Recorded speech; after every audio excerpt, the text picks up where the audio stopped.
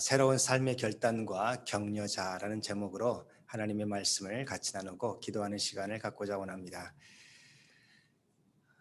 빌레몬서는 간단하게 한 장으로 되어 있는 성경책입니다. 특별히 어, 에베소, 빌립보, 골로새서와 함께 바울 사도가 1차 로마 투옥 때 썼던 옥중 서신으로 우리에게 잘 알려지고 있습니다. 특별히 이 빌레몬서는 골로새서와 함께 읽어야 되는 책입니다. 그 이유를 이따가 설명하겠는데, 이 빌레몬이라는 사람이 골로새 지역에 있었고요. 오네시모가 골로새에서 왔던 사람이고 다시 골로새로 보내는 그런 과정이 담겨져 있기 때문에 그렇습니다. 그래서 아마 제가 생각하기로는 바울 사도가 이 빌레몬서를 보내고 특별히 두기고와 같이 보냈는데, 이 오네시모와 두기고를 같이 보내면서 골로새 교회에는 골로새서를 보내고, 그리고 또한 빌레몬에게는 이 빌레몬서를 보낸 것이 아닌가 그렇게 생각되어집니다.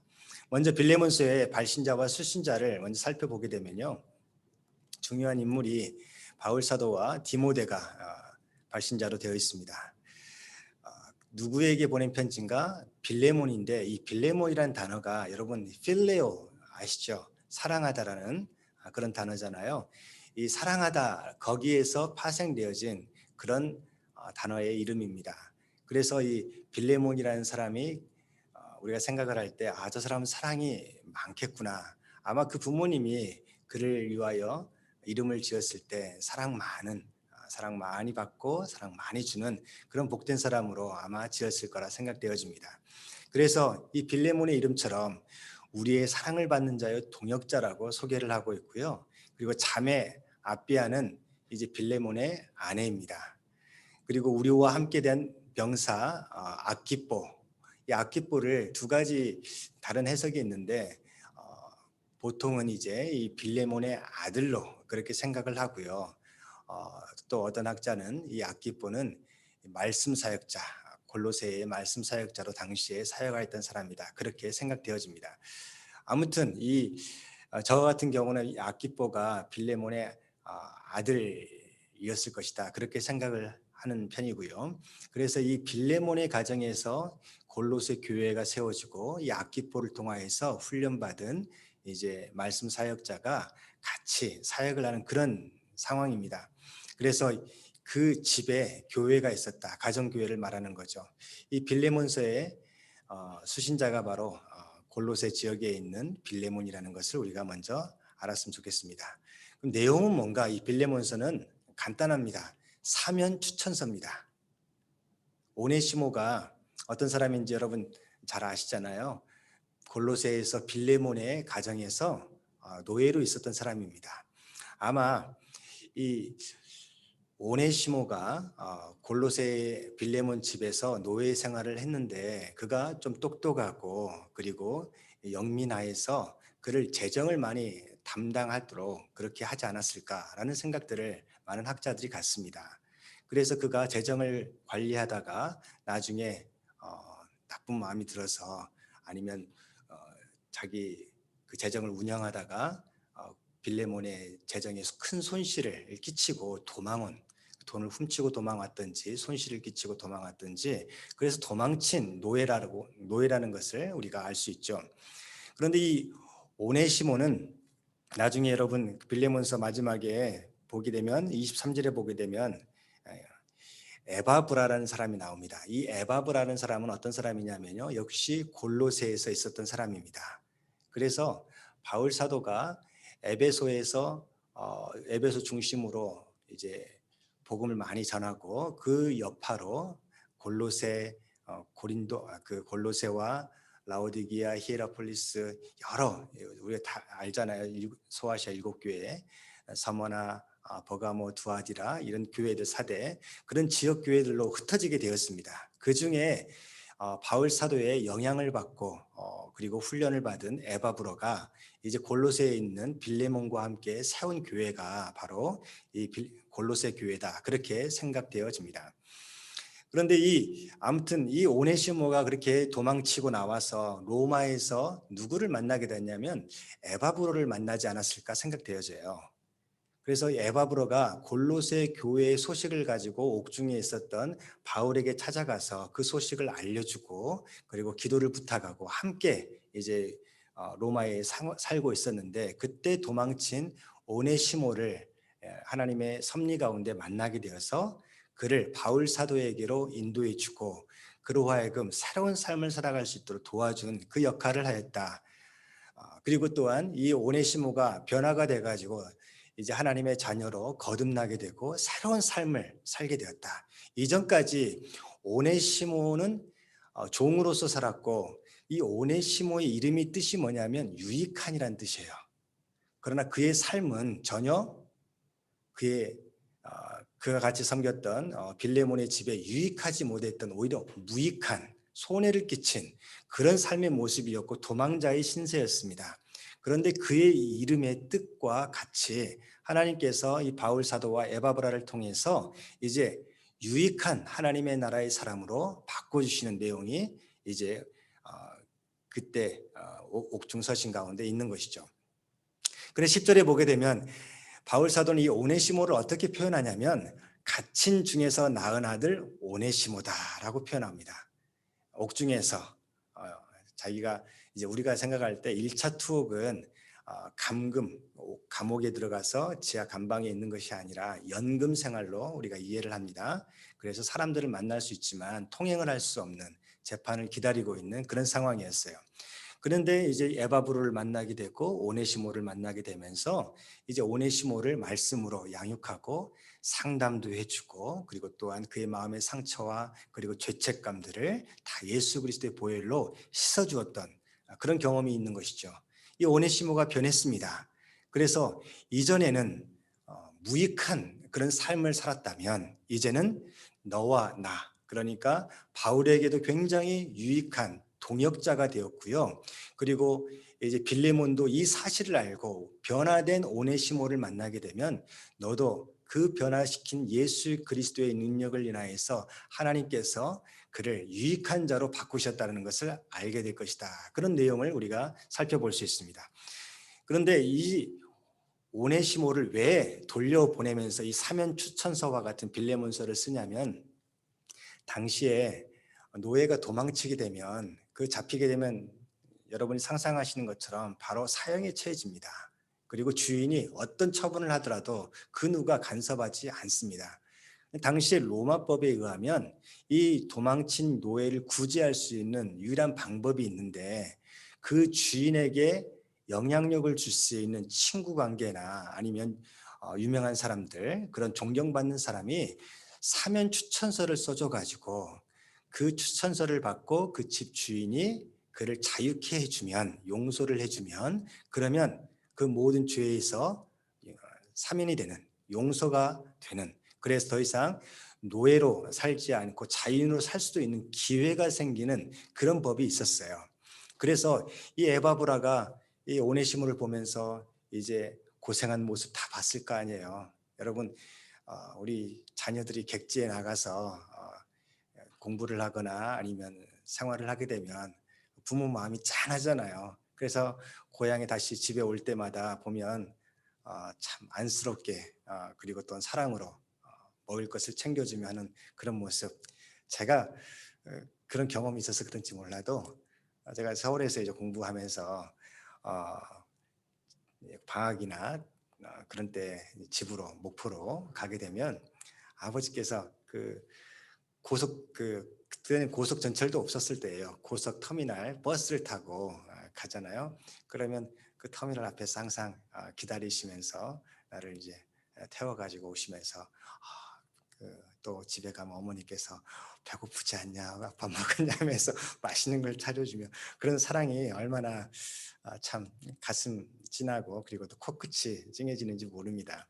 아마 이 오네시모를 바라보면서 에바브라나 바울 사도가 그런 마음을 품지 않았을까.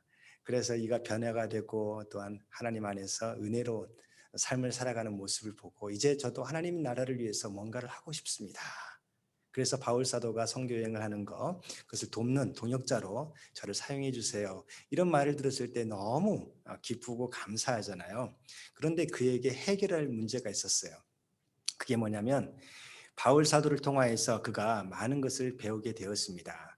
그런데 많은 것을 배우면서 이제 예수 그리스도 안에서 하나님의 자녀가 되었는데 바울 사도는 이미 로마서를 다 집필한 이유입니다. 그러니까 로마서의 내용을 다 이 오네시모에게 가르쳐 줬을 거예요. 그리고 바울 사도가 사역을 하면서 겪었던 그런 하나님의 역사들을 알려주었을 거 아니겠습니까? 제가 여기에서 묵상하면서 바울 사도가 오네시모에게 어떤 영향을 주었을까? 오네시모는 바울로부터 어떤 거룩한 영향을 받았을까? 로마서 말씀이 생각나더라고요. 8장 14절에 보게 되면 무릇 하나님의 영으로 인도함을 받는 사람이 곧 하나님의 아들이다. 너는 이제 더 이상 노예 오네시모의 삶이 아니라 하나님의 자녀, 하나님의 나라를 위해서 유익한 자의 삶을 하나님께서 계획하셨고, 그래서 성령께서 너에게 계속 말씀하시는 것을 너가 믿음으로 받아들이고 순종하게 되면, 그러면 하나님을 아버지라고 부르는 그런 친밀한 사이로 자존감이 회복되는 거죠. 여러분, 자존심과 자존감의 차이점을 간단하게 생각을 하게 되면, 사람들은 자존심하면 세상이 바라보는, 그리고 상처받고, 그리고 또한 다른 사람들이 인간적인 시각으로 자기를 바라볼 때에 일어나는 것이 자존심이죠. 그러나 자존감은 약간 뉘앙스가 다릅니다. 자존감은 세상이 바라보는 자기의 삶의 경험에서 자신의 실패를 바라보는 그런 모습이 아니라 자기의 성공을 바라보는, 그래서 세상적인 가치로 자신을 투영해서 보는 것이 아니라 하나님 아버지의 시각으로 성령께서 나를 향해서 가르쳐 주시는 그 말씀으로 자신을 볼 줄 알게 되었을 때 잃어버렸던 하나님의 형상의 그 모습이 일어나는 것, 그게 자존감의 회복이죠. 이 오네시모가 그렇게 되지 않았을까 생각이 되어집니다. 그래서 성령의 인도하심을 그가 경험하게 되고 성령 충만한 삶을 경험하게 되었습니다. 그리고 로마서 8장 17절에 보게 되면 그가 또한 바울 사도를 통하여서 깨닫게 된 성령의 메시지를 받게 되는데, 자녀이면 또한 상속자 곧 하나님의 상속자여 그리스도와 함께한 상속자니 우리가 그와 함께 영광을 받기 위하여 무엇도 고난도 함께 받아야 될 것이다. 그래서 바울 사도는 계속해서 자기는 갇힌 자 되었다, 그렇게 표현을 많이 하거든요. 그래서 이 오네시모도 나도 이제 하나님의 자녀가 되었고 하나님 나라의 상속자가 되었구나, 그래서 이제 하나님의 나라를 위해서 뭔가를 해야겠다 다짐하고 삶의 결단이 있었을 거라 저는 그렇게 믿습니다. 삶의 새로운 삶을 살기로 다짐하였습니다. 그런데 뭐가 지금 그의 목덜미를 잡고 있어요? 그의 과거가, 그의 죄악된 모습이, 그리고 그의 도망자의 그 신분이 여전히 앞으로 나아가지 못하게 만드는 그런 모습이었어요. 그래서 몰래 숨어서 같이 바울 사도와 사역을 할 수도 있었을 거예요. 그런데 오네시모는 그렇게 하고 싶었을까요? 아니죠. 그렇게 하고 싶지 않았습니다. 나는 이제 새로운 사람이야. 거듭난 사람이야. 하나님의 자녀야. 새로운 삶을 살기 위해서 내 과거의 죄를 고백하고, 그리고 용서를 구하고 용서받아서 그와 함께 새로운 삶을 살아갈 거야. 그런 마음의 다짐이 있었던 것이죠. 그리고 바울 사도가 이것을 계속해서 격려해 주었고, 그래서 오네시모가 결단을 했습니다. 제가 돌아가겠습니다. 돌아가서 내 죄악된 모습들 다 회개하고, 그리고 빌레몬에게 용서를 구하고, 그리고 내가 치러야 될 대가가 있다라면 그것을 다 달게 받고, 그리고 와서 다시 하나님의 나라의 사역을 감당하겠습니다. 그런 마음을 갖게 되었던 것이죠. 그랬을 때 바울 사도가 그를 성령의 인도하신 가운데 보냅니다. 보내면서 쓴 책이 바로 이 빌레몬서죠. 골로새서를 보게 되면 골로새와 같이 읽어야 된다고 그랬잖아요. 이 4장 마지막 장 7절부터 17절에 보게 되면 마지막 문안을 하면서 세 사람을 소개를 합니다. 두기고도 역시 그때 당시에 바울 사도와 함께 사역을 하였던 사람인데 오네시모와 같이 바울을 돕는 동역자의 입장이었습니다. 이 두기고가 이 오네시모를 데리고 갑니다. 혼자 가면 어떤 위험이 처할지는 모르니까 두기고 같이 데리고 가고요. 그리고 또한 이 오네시모를 골로새 교회에 편지하면서 어떻게 소개하냐면 신실하고 사랑을 받는 형제라고 표현을 합니다. 오네시모는 골로새에서 어떤 입장이었어요? 도망친, 주인에게 손해를 끼치고 도망친 그런 노예, 죄인, 그렇게 인식되었을 거 아니에요. 그러나 이제 그 교회의 사람들에게 아니야, 오네시모가 변했어. 그는 신실한 사람이야. 충성된 사람이라는 거죠. 그리고 하나님과 우리 주 예수 그리스도 그리고 그분의 일 감당하는 우리에게 사랑받는 형제가 되었어. 그렇게 얘기합니다. 12절에 보게 되면 에바브라 역시 소개하면서 이 에바브라가 골로새서 1장 7절에 보게 되면 이런 표현이 나와요. 이와 같이 우리와 함께 종된 사랑하는 에바브라에게 너희가 배웠나니, 그러니까 에바브라가 그 교회를 가르쳤다는 거죠. 그는 너희를 위한 그리스도의 신실한 일꾼이요 성령 안에서 너희 사랑을 우리에게 알린 자니라. 그렇게 표현을 하면서 이 세 사람을 특별히 더 언급합니다. 다른 사람도 마가 요한도 나오고 여러 사람도 나오지만 우리 골로새 교회와 연관되어져서는 이 세 사람을 우리 살펴볼 수 있어요. 그러면 어떻게 해서 이 오네시모가 변화가 되었는가? 그를 변화시킨 메시지가 뭐였나? 그의 신분과 관련해서 살펴보게 되면 갈라디아서 5장 1절을 보게 되면요. 역시 바울 사도가 쓴 하나님의 성령의 감동으로 쓴 책이잖아요. 그리스도께서 우리를 자유롭게 하려고 자유를 주셨으니 그러므로 굳건하게 서서 다시는 뭐의 멍에를 매지 말라? 종의 멍에를 매지 말라. 다시 말해서 도망자, 죄인, 그런 세상의 신분 구조 안에서 갇혀 지내지 말아라 라고 말씀하는 거죠. 그래서 도망자의 신세로 계속해서 하나님의 일을 하려고 하지 말고 깨끗하게 자유함을 그리스도 안에서 받은 것처럼 역시 세상적으로도 너가 받아야 된다라는 것을 그가 받았던 것으로 생각되어집니다. 역시 바울 사도의 가르침을 받은 고린도 후서에도 이런 말씀이 나오죠. 누구든지 그리스도 안에 있으면 새로운 피조물이라. 너는 새로운 사람이 되었다. 이전 것은 지나갔어. 보라, 새 것이 되었도다. 너 앞에는 새로운 삶이 있어. 계속해서 과거에 맺혀서 눌려서 살아가는 인생이 아니라 하나님께서 너와 함께하여서 합력하여 선을 이루실 것을 기대하는 믿음의 삶, 새로운 삶을 도전하고 있다는 것을 알 수가 있는 것이죠.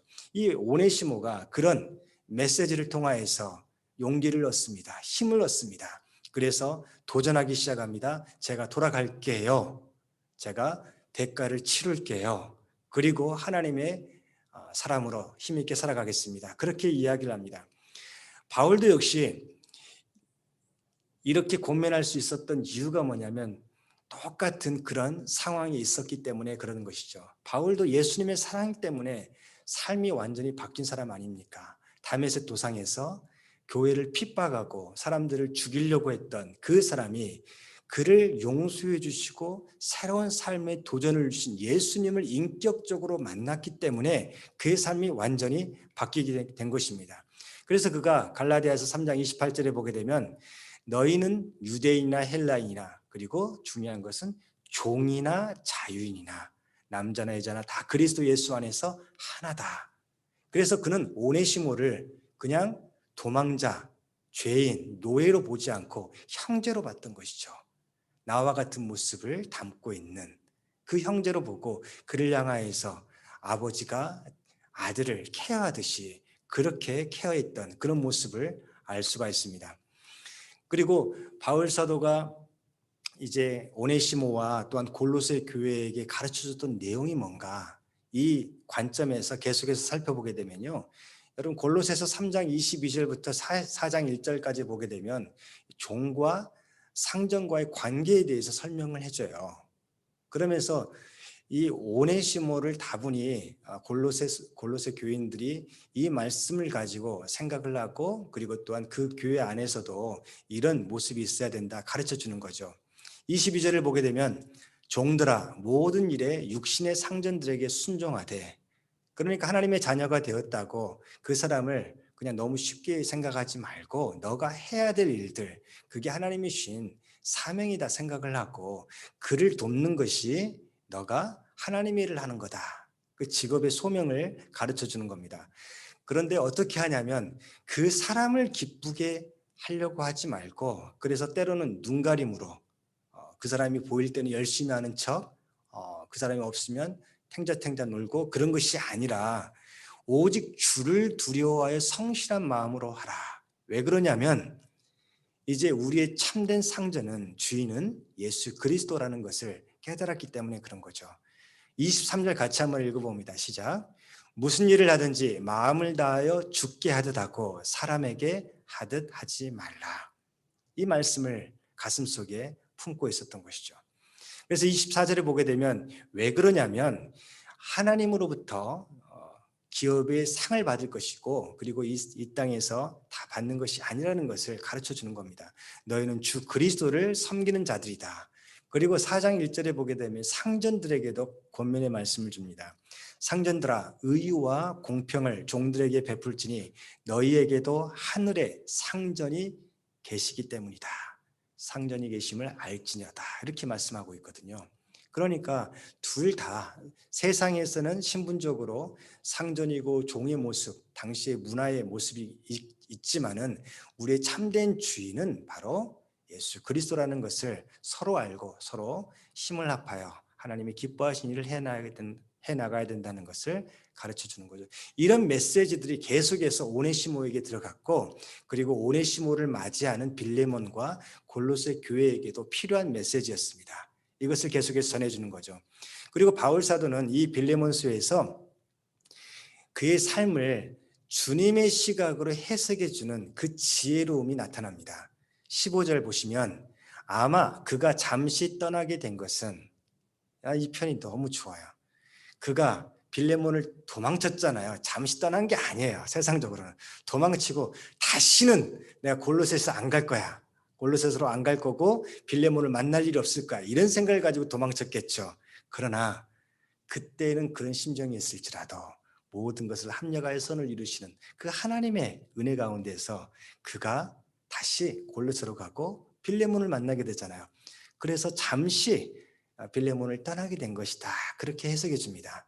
그 이유는 뭐냐면 너로 하여금 그를 영원히 두게 함이리니, 잠시 떠난 이유는 너에게 상처를 줬고 손실을 줬고 아픔을 줬고 배신을 줬던 그 모습이 나중에 어떻게 바뀌어진다고요?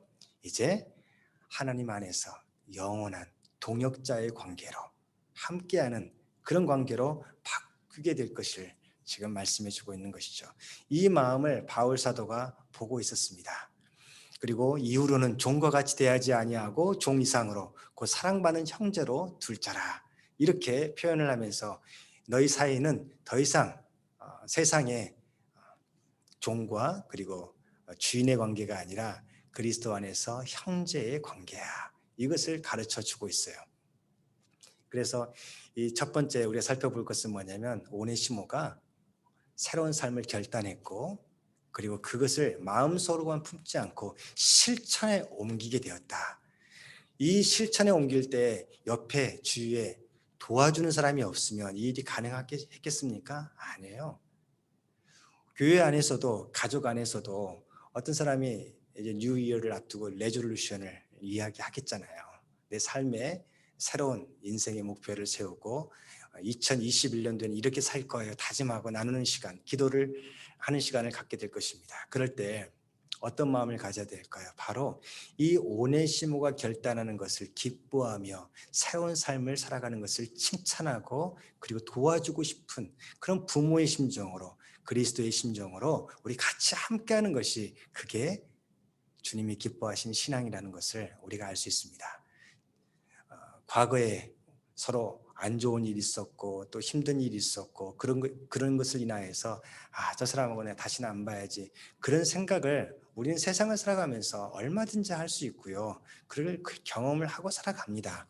그러나 이 바울 사도의 이 메시지를 우리가 마음에 새겼으면 좋겠어요. 잠시 떠날 수는 있어요. 그러나 하나님께서는 어떻게 하신다고요? 영원히 함께 할 것이다. 그래서 하나님 나라 안에서 다시 만나게 될 텐데 어떻게 만나겠어요? 서로 원수의 모습으로 만나겠어요? 아니잖아요. 동역자의 마음, 형제의 마음으로 그런 관계가 우리 가운데 있기를 주님의 이름으로 축원합니다. 두 번째 살펴볼 것은 뭐냐면요. 바울의 변화된 모습입니다. 바울은 격려자가 되었습니다. 메시지를 통해서 우리가 살펴보았잖아요.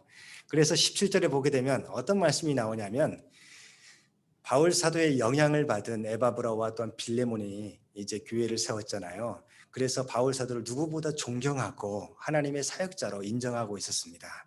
그래서 너가 나를 동역자로 하나님의 나라를 위해 함께 일하는 사람으로 알진데 이제 오네시모를 받아들이는 것을 나를 받아들이는 것으로 그렇게 해줬으면 좋겠다. 이렇게 얘기하는 거예요. 이것처럼 강력한 추천서가 어디 있습니까? 예를 들어서 추천서에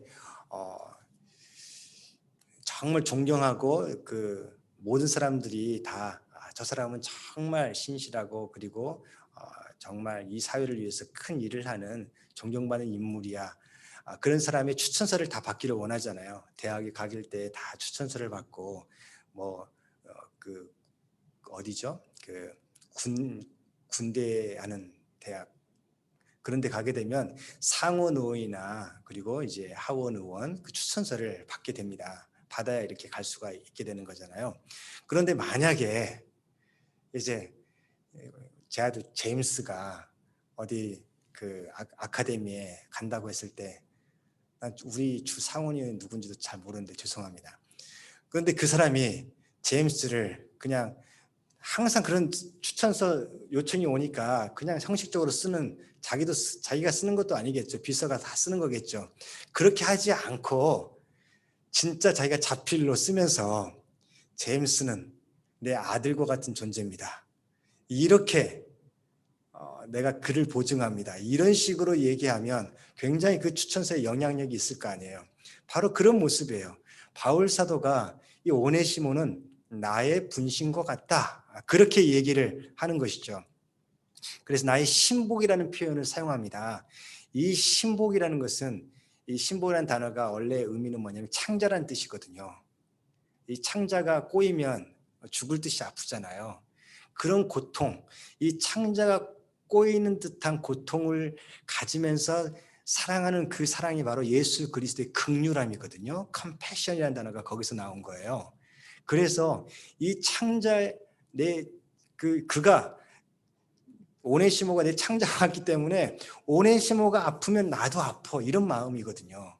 그가 고통받으면 내가 고통받는 거고 그가 수치를 당하면 나도 수치를 당하는 거야. 이런 아주 친밀한 그런 모습이 있습니다. 그래서 만약 그가 내가 알지 못하는 다 회개하고 그런 거 있지만은 그러나 또 모르는 사정이 있을 수도 있으니까 혹시 너에게 또 다른 불의한 일을 하였거나 그 너에게 빚진 것이 더 있다면 그것을 어떻게 하라고요? 내 앞으로 계산해라. 내가 갚아줄게. 바울이 변했어요. 바울이 처음에 그러지 않았어요. 바울은요 일 중심의 사람이었어요. 그래서 여러분 아시죠? 바울 사도가 1차 전도여행을 할 때 바울이 바나바와 함께 갔습니다. 바나바와 같이 1차 선교여행을 갔을 때 누구를 데려가냐면 마가 요한을 데려갔어요. 이 마가는 바나바의 조카입니다. 그래서 같이 하나님의 일을 감당하고자 여러분 잘 아는 건 마가의 다락방 그 마가를 데려갔는데 이 마가가 어린 마음에 힘들고 무서워서 그냥 도망쳐 버려요. 그랬을 때 굉장히 고생을 했겠죠. 이 바울과 바나바가. 그래도 하나님의 은혜 가운데 무사히 마쳤습니다. 2차 전도여행을 계획을 하는데 이제 다시 우리가 섬겼던 그 교회로 가서 다시 교회를 더 바르게 세우자, 돌아보자 이런 마음을 가는데 바나바가 이 마가 요한을 다시 한번 데려가자 그렇게 이야기를 해요. 그런데 바울은 절대 안 된다. 우리를 배신하고 떠난 사람, 우리를 힘들게 한 사람 같이 갈 수 없어. 그래서 일 잘하는 신라를 데리고 취해서 갑니다. 그런데 어떤 일이 벌어지냐면요.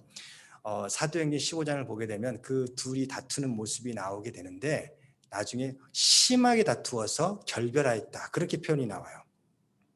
그런데 그가 나중에 어떻게 바뀌어지냐면 전도를 열심히 하고 교회를 세우는 일 중심의 삶을 열심히 살았는데 그가 사역을 하면 할수록 하나님이 기뻐하시는 것은 그게 아니라는 것을, 그것만이 아니라는 것을 깨닫게 되는 거예요. 사람을 살리고 세우고 다시 한번 기회를 주고 그가 하나님 안에서 쓰임받을 인생이 되게 하는 것, 이게 진짜 사역이라는 것을 깨닫게 되면서 마가를 자기의 동역자로 삼고 항상 같이 있습니다. 그리고 그를 또한 추천하고 그렇게 나아갑니다. 그런 변화된 마음, 그래서 이 그의 변화된 마음을 빌레몬에게 잘 표현하는 거죠. 오 형제여, 나로 주 안에서 너로 말미암아 기쁨을 얻게 하고 내 마음이 그리스도 안에서 평안하게 하라.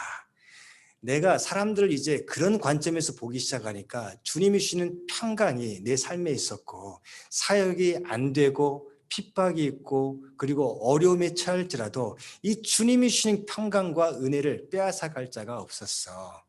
그러니까 너에게도 그런 기쁨과 평강을 주기를 원해. 같이 나눌 수 있는, 사람들 간에 벽을 쌓는 것이 아니라 브릿지 역할을 해주는 그 격려자 바울의 모습을 볼 수가 있습니다.